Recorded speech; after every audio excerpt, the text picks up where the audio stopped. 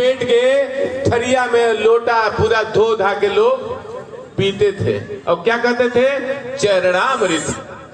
वो चरणों की गंदगी है कि चरणामृत है? चरणामृत नहीं, चरणों की गंदगी को हम पी जाते थे।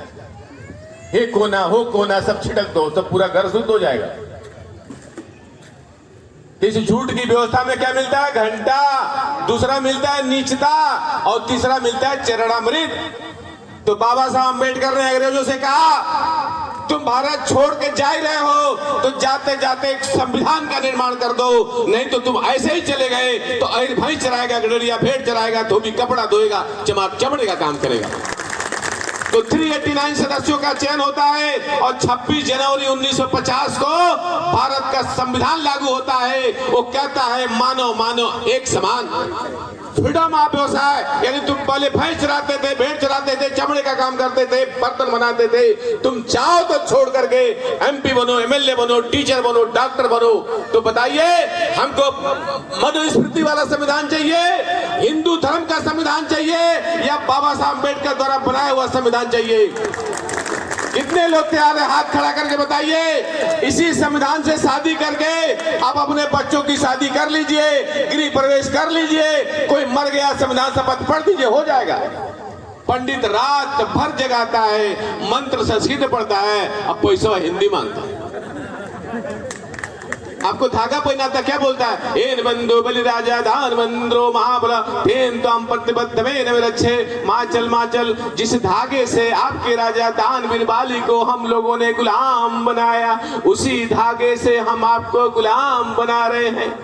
माचल मत, हिल्ला मत, गुलामी में पड़े रहो, अही रहो तो भाई चला के दूध के पहुंचाओ और कोई काम मत करो, नहीं तो ब्रह्मा जी नाराज हो जाएंगे। धागा क्या है? गुलामी का प्रतीक। कुत्ता दो तरह का होता है, एक पालतू एक फालतू। पालतू के गले में पट्टा रहता है, फालतू खुला घूमता है। ब्राह्मण आपके हाथ का धागा दूर से देख के समझ जाता है कि ये हमारी झूठ की व्यवस्था का पालतू। कुत्ता बोलना ठीक नहीं है, मैं भी पहनता था। हम जब मिशन चालू किए, भाईंदर में यादव जी है, मैं बोला भैया जरा भूख लगी है कुछ खिला दो। मैं घर पहुंचा, चूड़ा खा रहे हैं, दूध पी रहे हैं, चाय भी मंगा रहे हैं, और जैसे हम पहुंचा सब हटा लिया। बोला अब आप यादव जी नहीं रहे, अब आप शूद्र बन गए हैं, हमारे से आपसे कोई लेना देना नहीं है। हमने बोला अखिलेश यादव जी का कुर्सी कौन धोया, किससे धुलाया गया? गाय के मूत्र से। हिंदू धर्म में आपका स्थान क्या है? मूत्र से भी नीचे। बताइए उस धर्म में रहेंगे? जब मैं उनको समझाया, सावित्रीबाई फुले जयंती रखा था यही भांडुप में मोरिया हाल में, तो चाय भी पिलाया, चूड़ा भी खिलाया और 500 रुपया भी दिया।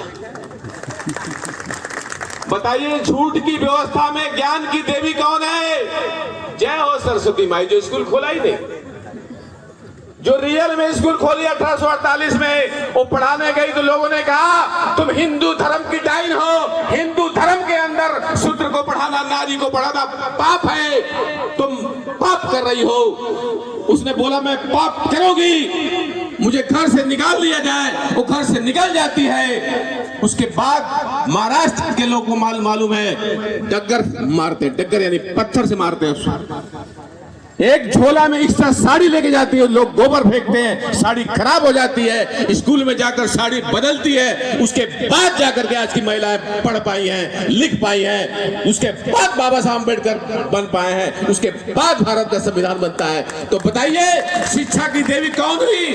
सरस्वती हुई या सच की व्यवस्था में सावित्रीबाई फुले हुई? सावित्रीबाई फुले की जयंती 3 जनवरी को आप लोग मनाएंगे कि नहीं मनाएंगे?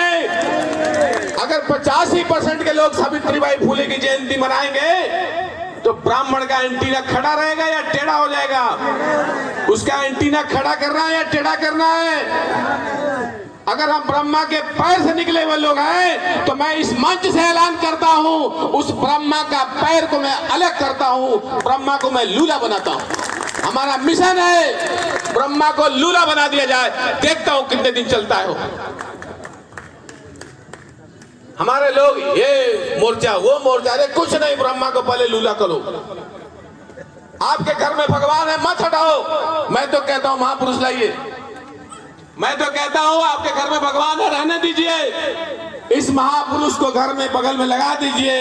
दोनों भगवानों में झगड़ा होने दीजिए। जो भगवान असली रहेगा वो रह जाएगा, और नकली कितने लोग तैयार है एक कैलेंडर ले जाने के लिए? कोई पैसा नहीं देगा, चलेगा। मैं रेलवे की नौकरी छोड़ करके सारा पेंशन इस कैलेंडर में लगा दूंगा। सारे लोग फ्री में लेके जाओ। पैसा देना हो 20-50 कोई दाम नहीं है। 50-100 रुपया देंगे आप लोग पूरे